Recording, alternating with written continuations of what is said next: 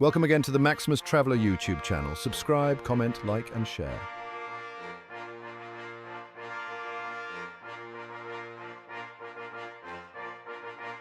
A 1,000 years of crowns, introducing the British Monarchy. Few institutions on earth possess such a storied past, woven into the very fabric of a nation. For over 1,000 years, kings and queens have shaped the destiny of Britain, leaving an indelible mark on the world stage.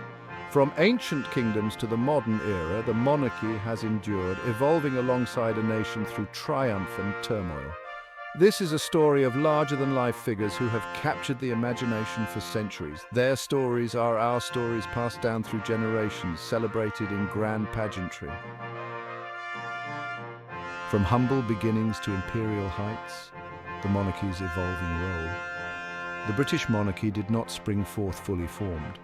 Its roots lie in ancient Britain, where tribal kingdoms clashed for supremacy. The Anglo-Saxon period saw the rise of kingdoms like Wessex, Mercia and Northumbria. The Norman Conquest of 1066 marked a turning point. William the Conqueror seized the English throne, altering British history. The monarchy became more centralised and powerful.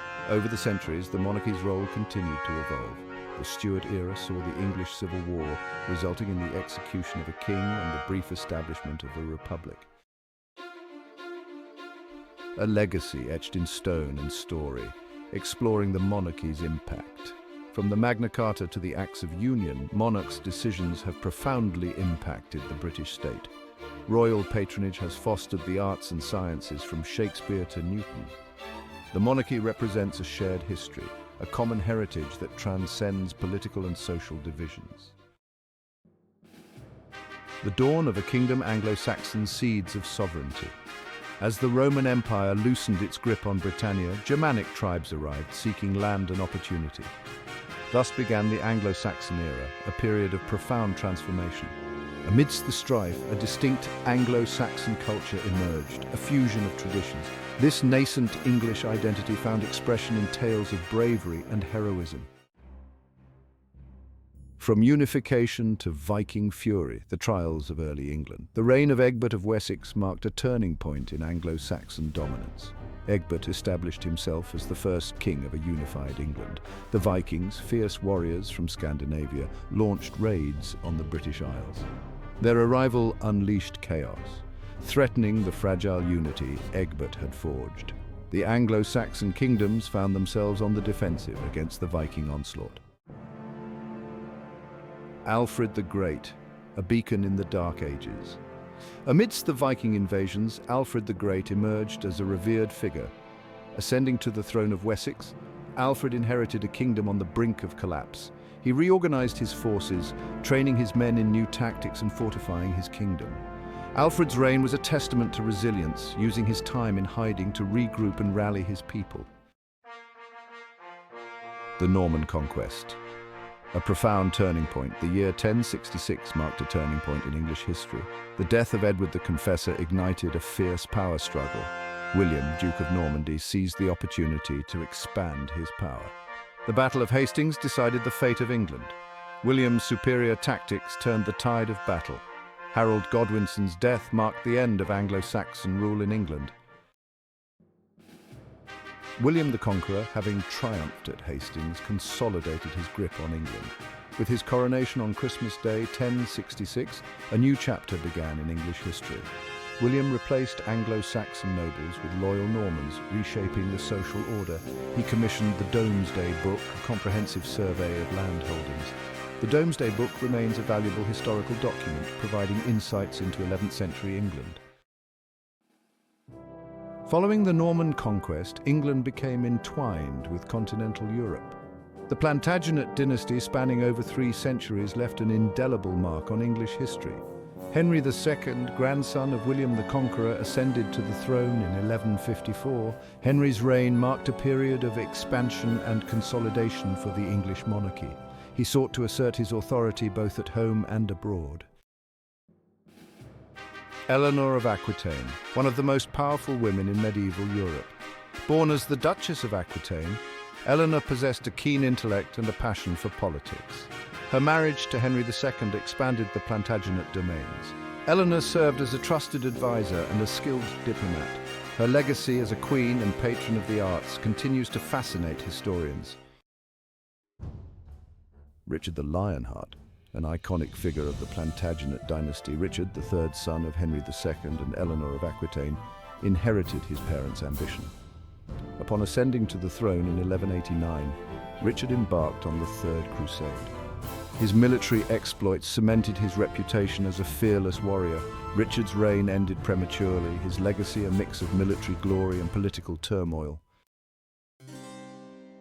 The reign of King John, Richard the Lionheart's younger brother, witnessed a pivotal moment in English history with the signing of the Magna Carta, a document that would have far-reaching consequences for the development of English law and governance, establishing the principle of limited monarchy and laying the groundwork for the development of parliamentary democracy.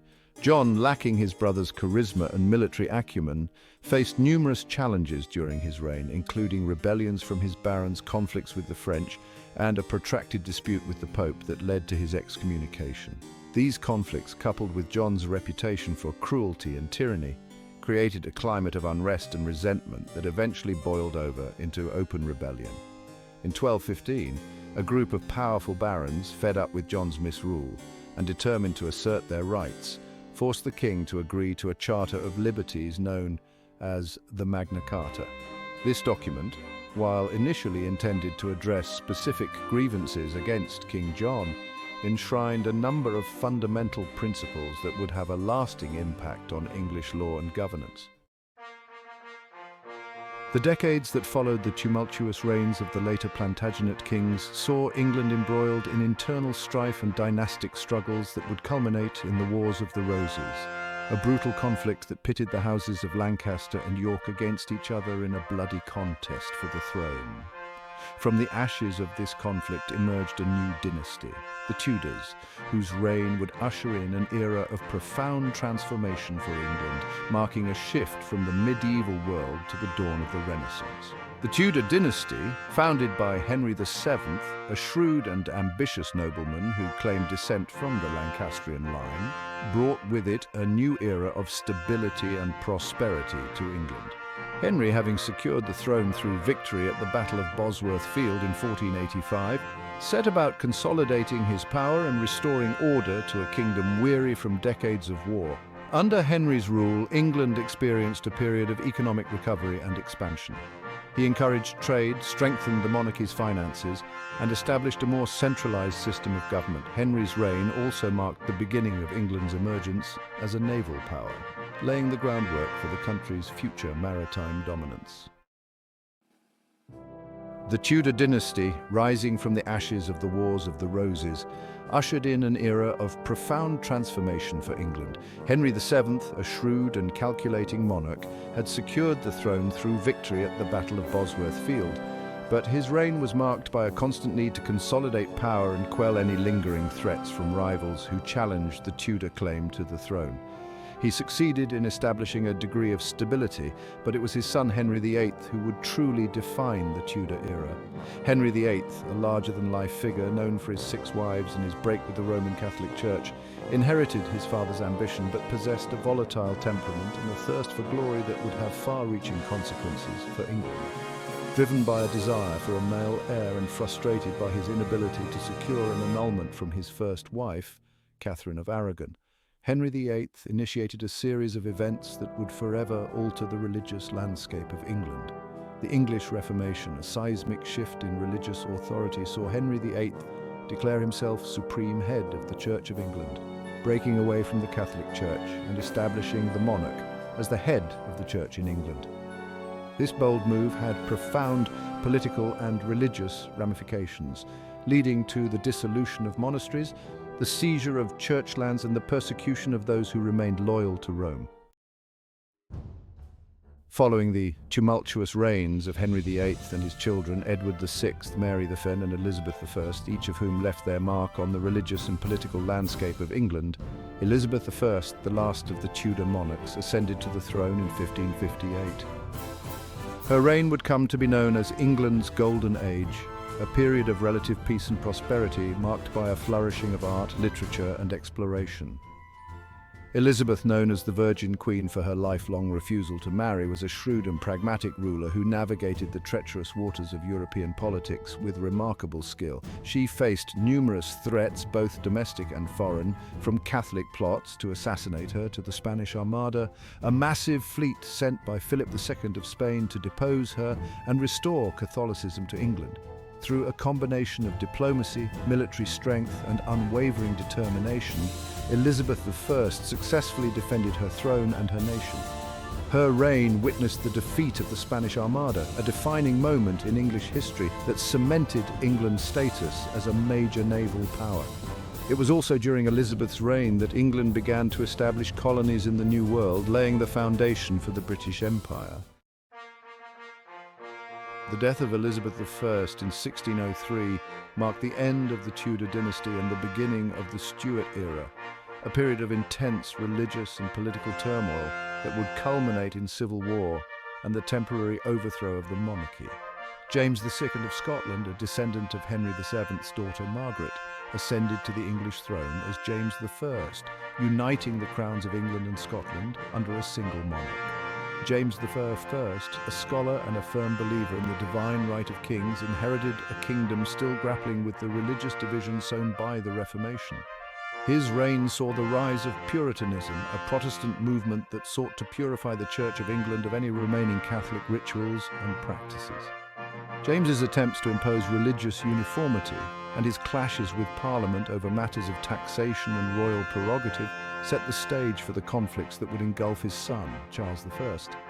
Charles I, a devout Anglican, inherited his father's belief in the divine right of kings but lacked his father's political acumen. His attempts to impose his religious views on the Church of England, coupled with his autocratic style of rule and his reliance on unpopular advisors, alienated many in Parliament and fueled growing resentment among those who sought greater religious freedom and a more representative government. The simmering tensions between Charles I and Parliament finally boiled over into open conflict in 1642, marking the beginning of the English Civil War, a brutal and bloody conflict that would tear the nation apart. The war pitted the royalists, who supported the king and his claim to absolute authority, against the parliamentarians, who fought for a more limited monarchy and greater religious freedom. England, once a land known for its relative stability and prosperity, descended into chaos and bloodshed. Families were divided, communities torn apart as the two sides clashed in a series of battles that raged across the countryside. The parliamentarians, led by the skilled military strategist Oliver Cromwell, eventually gained the upper hand, their victory at the Battle of Naseby in 1645 proving decisive. Charles I, captured and imprisoned by the victorious parliamentarians, was put on trial for treason, an unprecedented event that sent shockwaves throughout Europe. Found guilty and sentenced to death, Charles I was beheaded in 1649, marking the end of the monarchy and the beginning of a brief but turbulent period of republican rule in England. The execution of Charles I did not end England's turmoil. The Commonwealth of England was a fragile and short-lived experiment. Oliver Cromwell ruled as Lord Protector with an iron fist, facing resistance. Cromwell's death led to political instability and the monarchy's restoration. In 1660, Charles II was invited back to claim the throne. Charles II's reign was marked by religious tensions and intrigue. The Glorious Revolution of 1688 deposed James II. The Glorious Revolution of 1688 had profound and lasting consequences for England. It not only ushered in a new era of constitutional monarchy, with Parliament asserting its supremacy over the crown, but also paved the way for the ascension of a new dynasty, the Hanoverians, to the English throne. With no direct Protestant heir to succeed William and Mary, the crown passed to Mary's younger sister, Anne, the last of the Stuart monarchs. Anne's reign, though marked by political instability and ongoing conflicts with France, witnessed the formal union of England and Scotland in 1707, creating the Kingdom of Great Britain. However, Anne's death in 1714 without a surviving heir presented a dynastic dilemma. The Act of Settlement, passed in 1701, had stipulated that the crown should pass to the Protestant descendants of Sophia, Electress of Hanover, a granddaughter of James I.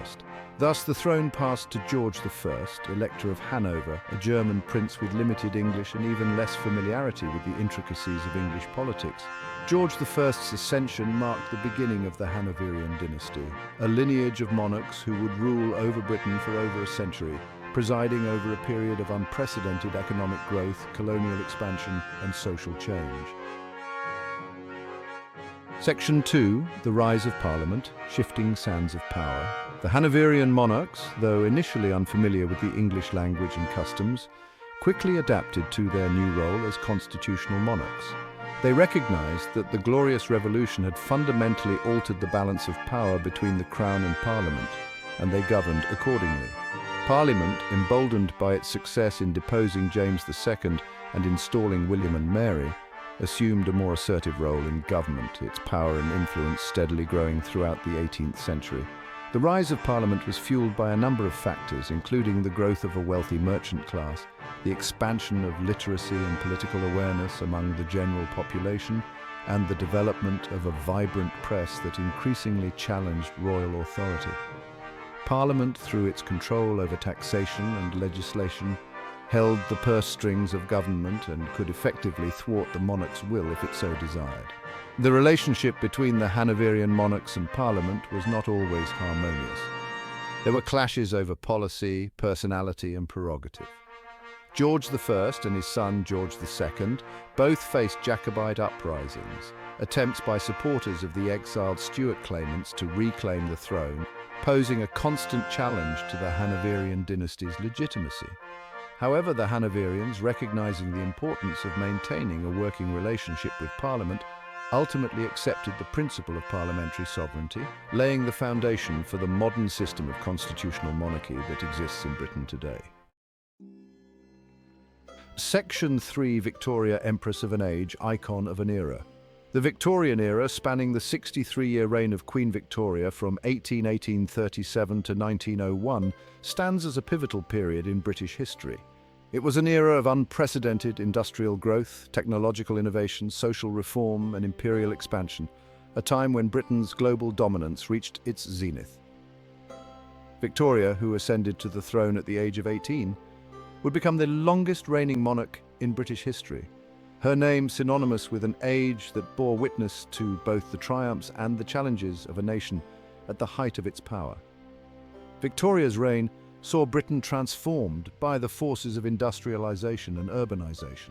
The steam engine, the railroad, the telegraph, these technological marvels revolutionized transportation, communication, and manufacturing, propelling Britain to the forefront of the Industrial Revolution. Cities swelled with people seeking work in the factories and mills that sprang up across the country, forever altering the social and economic landscape of Britain. Victoria, a devout wife and mother of 9, embodied the values of family duty and moral rectitude that characterized the Victorian era. Her reign witnessed significant social reforms, including the abolition of slavery throughout the British Empire, the expansion of educational opportunities, and improvements in public health and sanitation. Victoria's personal popularity, her image as a symbol of stability and continuity in a time of rapid change, contributed to the monarchy's enduring appeal. Section 4, the 20th century monarchy in the modern age. The 20th century ushered in unprecedented change, marked by 2 world wars and the dismantling of empires. The British monarchy navigated a rapidly changing world, adapting to modernity while maintaining relevance. Queen Victoria's death in 1901 ended the Victorian era, ushering in the Edwardian era. Edward VII, known for his lavish lifestyle, was a popular figure. World War I shattered European stability and tested the British monarchy. George V led Britain through the war, earning respect for his leadership. Reflections on power, progress, and perseverance. Tracing the lineage of monarchs from ancient kingdoms to the modern era, one cannot help but be struck by the sheer weight of the crown. For over 1,000 years, kings and queens have ruled, shaping the destiny of a nation, from legendary warrior kings uniting a fractured land to Renaissance monarchs navigating religious and political upheaval. Each era has presented unique challenges and opportunities.